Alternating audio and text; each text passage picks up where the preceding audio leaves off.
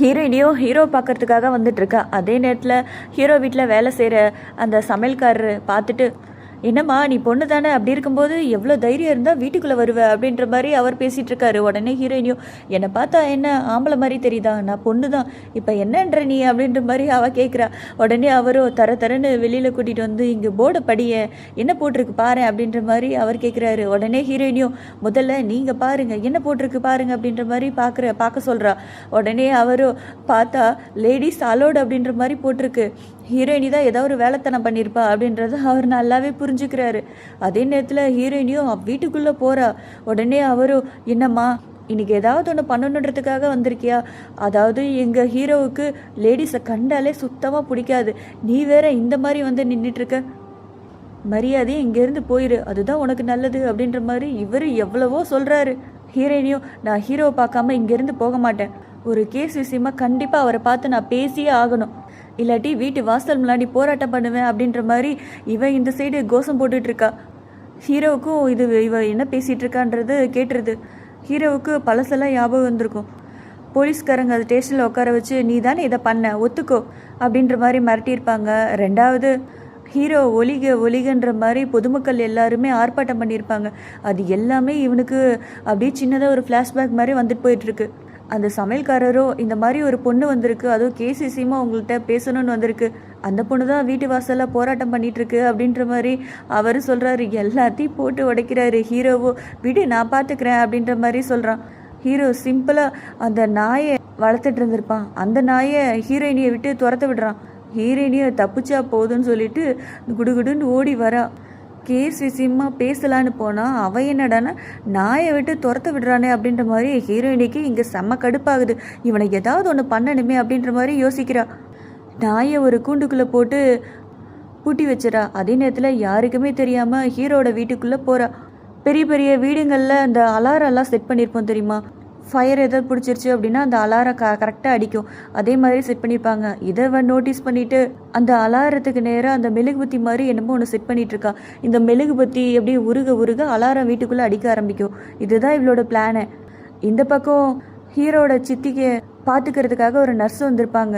அந்த நர்ஸும் சித்திக்கிட்ட, நான் கோவிலுக்கு போயிருந்தேன், உங்களுக்காக பிரசாதம் எடுத்து வந்தேன், இந்தாங்க சாப்பிடுங்க அப்படின்ற மாதிரி அவங்க தராங்க. உடனே சித்தியோ, நான் இதெல்லாம் சாப்பிட மாட்டேன், இங்கேருந்து போ அப்படின்ற மாதிரி அவங்க கத்துறாங்க. உடனே இவங்களுக்கு என்ன பண்ணுறதுனே தெரியல. இதை சாப்பிட்டீங்க அப்படின்னா மயூரி வருவா அப்படின்ற மாதிரி சொல்ல, உடனே அவங்களும், என்ன மயூரியா, கண்டிப்பாக வருவாளா அப்படின்ற மாதிரி அவங்க கேட்குறாங்க. மயூரி யார் அப்படின்னா ஹீரோவோட கேர்ள் ஃப்ரெண்டு பேர் தான் மயூரி. நர்ஸோ, கண்டிப்பாக வருவா, நீங்கள் சாப்பிடுங்க அப்படின்ற மாதிரி கொடுத்துட்டு அவங்களே கிளம்பிடுறாங்க. அதே நேரத்தில் ஹீரோயினியும் போய் ஒளிஞ்சுக்கிறா. அந்த நர்ஸோ ஃபோனில், இன்னைக்கு முழுக்க அவங்க எந்திரிக்கிறதுக்கு வாய்ப்பே கிடையாது அப்படின்ற மாதிரி பேசிகிட்டு இருக்கா. ஹீரோயினியும், யாருக்கும் ஏதோ ஆபத்தா அப்படின்ற மாதிரி எப்படி ரூமெல்லாம் தேடி பார்க்குறா. பார்த்தா சித்தி தான் உட்காந்துருக்காங்க. சித்தியோ கரெக்டாக அந்த லட்டை சாப்பிட போகிறாங்க. ஹீரோயினியும், அதை சாப்பிடாதீங்க, முதல்ல துப்புங்க அப்படின்ற மாதிரி துப்ப சொல்கிறா. சித்திக்கோ ஹீரோயினியை பார்த்த உடனே மயூரியாவே அந்த ஹீரோயினியை பார்க்க ஆரம்பிச்சிட்டாங்க. ஹீரோயினி அப்படியே கட்டி பிடிச்சிட்டு விடவே மாட்டேங்கிறாங்க. ஹீரோயினியும் சின்ன வயசுலேயே அதாவது அம்மாவோட பாசத்துக்காக ஏங்கியிருப்பாள்ல, அம்மாவை இறந்து போயிருந்திருப்பாங்க. இவங்க இதெல்லாம் பண்ணுறதை பார்த்துட்டு அம்மாவோட பாசமாகவே அதாவது ஃபீல் பண்ண ஆரம்பிச்சிட்டா. வாய்க்குள்ளே ஏதாவது லட்டு ஏதாவது வச்சுருக்கீங்களா, துப்புங்க அப்படின்ற மாதிரி ஹீரோயினி துப்ப சொல்கிறா. வாயை திறந்து காமிக்க சொல்கிறா. அவங்களும் இவ என்ன சொன்னாலும் அப்படியே கேட்குறாங்க. அதே நேரத்தில் இவ வந்து அந்த மெழுகுபத்தி செட் பண்ணி வச்சிருப்பாள் அலாரம் அடிக்கிற மாதிரி, அது அப்படியே சவுண்டோட ஆரம்பிக்குது. ஹீரோயினியும், நான் கிளம்புறேன் அப்படின்ற மாதிரி சொல்கிறா. உடனே அவங்க கையை பிடிச்சிட்டு விடவே மாட்டேங்கிறாங்க. எங்கே போகிற நீ, என் கூடவே இறேன் அப்படின்ற மாதிரி சொல்கிறாங்க. இந்த பக்கம் ஹீரோவோ அந்த எமர்ஜென்சி அலாரம் அடித்து வீடு முழுக்க தண்ணி ஆயிடுது. சுற்றி முற்றியும் பார்க்குறான். சித்திய ரூமில் எங்கேயுமே இல்லை. சித்தியோ வீட்டு வாசலில் நின்று சத்தம் போடுறாங்க. ஹீரோ, முதல்ல உள்ளவா, அதாவது வெளியில வா, மயூரி வந்திருக்கா அப்படின்ற மாதிரி. ஹீரோவுக்கு ஒரு மாதிரி ஷாக் ஆகுது. என்ன அவளா அப்படின்ற மாதிரி யோசிக்கிறான். சமையல்காரரோ, நீங்கள் கொஞ்சம் பதட்டப்படாதீங்க, எதுவுமே இருந்தாலும் நிதானமாக பண்ணலாம் அப்படின்ற மாதிரி அவர் எவ்வளவோ சொல்கிறாரு. ஹீரோவுக்கு ஒரு மாதிரி பதட்டத்தோடையும் கோவத்தோடையும் அப்படியே வேகமாக வரான். சித்தி கூட பேசிகிட்டு இருக்கிறது ஹீரோயினி.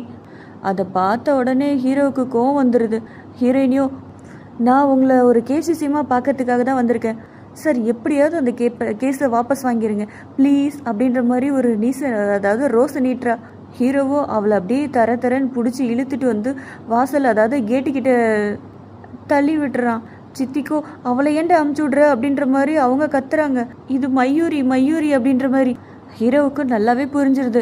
வீட்டில் நடந்த இந்த பிரச்சனைக்கு எல்லாத்துக்கும் ஹீரோயினி தான் காரணம். இவளை எதுவும் சும்மாவே விடக்கூடாது, இவளை ஏதாவது ஒன்று பண்ணணுமே அப்படின்ற மாதிரி ஹீரோவும் இந்த பக்கம் யோசிக்கிறான். அதே நேரத்தில் ஹீரோயினியோட தங்கச்சிங்க தம்பிங்க எல்லாம் ரோட்டில் நடந்து வந்துட்டு இருக்காங்க. அப்போ குட்டி தங்கச்சி இவங்களை எல்லாத்தையும் கூட்டிகிட்டு வந்துட்டு இருக்கா. அப்போ சின்ன தங்கச்சி சொல்கிறா, எங்களை அவ்வளோ அவசரமாக எங்கே கூட்டிகிட்டு போகிற, முதல்ல சொல்லு அப்படின்ற மாதிரி.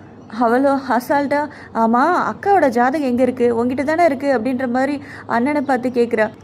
நீ இதெல்லாம் எதுக்காக பண்ணிகிட்டு இருக்க, என்ன பண்ணிகிட்டு இருக்க அப்படின்ற மாதிரி அவனு கேட்குறான். அக்காவுக்கு நம்ம மாப்பிள்ளை பார்க்க போகிறோம் அப்படின்ற மாதிரி அவ சொல்கிறா.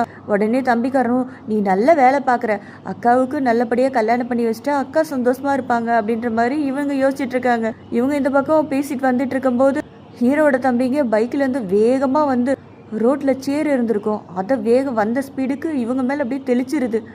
டே கண் என்ன புடனில் வச்சுருக்கீங்களாடா, வண்டியை ஒழுங்காக பார்த்து ஓட்டுங்கடா அப்படின்ற மாதிரி தங்கச்சிக்காரி சவுண்டோட உடனே அவனுங்களும் என்ன ஓவராக சவுண்டு விட்றா அப்படின்ற மாதிரி சண்டைக்கு வரானுங்க.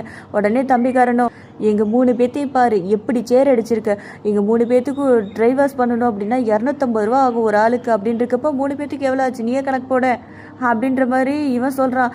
உடனே ஹீரோட தம்பியோ, இவ்வளோதான் மேட்ரா, உங்களை பார்த்தா ட்ரை கிளீனிங் போடுற மாதிரி தெரியலையே, ரோட்டு கடையில் துணி வாங்கி போடுற ஆள் மாதிரி தெரியுது, நீங்கள் ட்ரை கிளீனிங் போட போகிறீங்களா அப்படின்ற மாதிரி ரொம்ப கேவலமாக பேசிகிட்டு இருக்கான். என்ன உங்களுக்கு என்ன காசு தானே வேணும் அப்படின்ற மாதிரி காசை கொடுக்குறான். உடனே சின்ன தங்கச்சியோ, காசெல்லாம் வாங்காதீங்கண்ணா அப்படின்ற மாதிரி சொல்கிறா. இது எல்லாத்தையும் கேட்டுட்டு ஹீரோயினியோட தங்கச்சிக்கு வரும் பாருங்க கோவம். பைக்கில் முன்னாடி கண்ணாடி இருக்குல்ல அதை உடச்சி விட்டுறா. இதை பார்த்துட்டு ஹீரோவோட தம்பிக்கு, ஐயோ இது அண்ணனோட வண்டி, தெரிஞ்சிச்சுன்னா அவ்வளோதான் நான் மாட்டுனேன், உனக்கு எவ்வளவு திமிர் இருக்கும், ஏன்டி இந்த மாதிரி பண்ண அப்படின்ற மாதிரி அவன் கத்துறான்.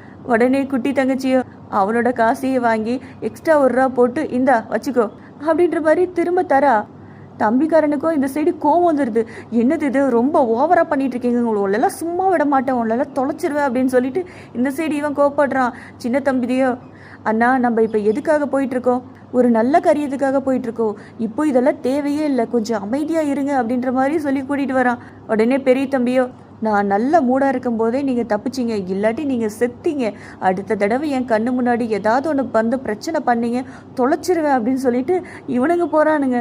இந்த பக்கம் ஹீரோயினியோட தம்பி தங்கச்சிங்க ஹீரோயினிக்காக நல்ல மாப்பிள்ளையா, அதாவது என்னென்ன குவாலிட்டியில் இருக்கணும் அப்படின்ற மாதிரி எல்லாமே அப்ளை பண்ணிட்டு இருக்காங்க. இந்த பக்கம் அதே மாதிரி ஹீரோவோட தம்பிங்க ஹீரோவுக்காக பொண்ணு பார்த்துட்டு இருக்காங்க. 2 டீமும் ஒரே ஆஃபீஸில் இருக்காங்க.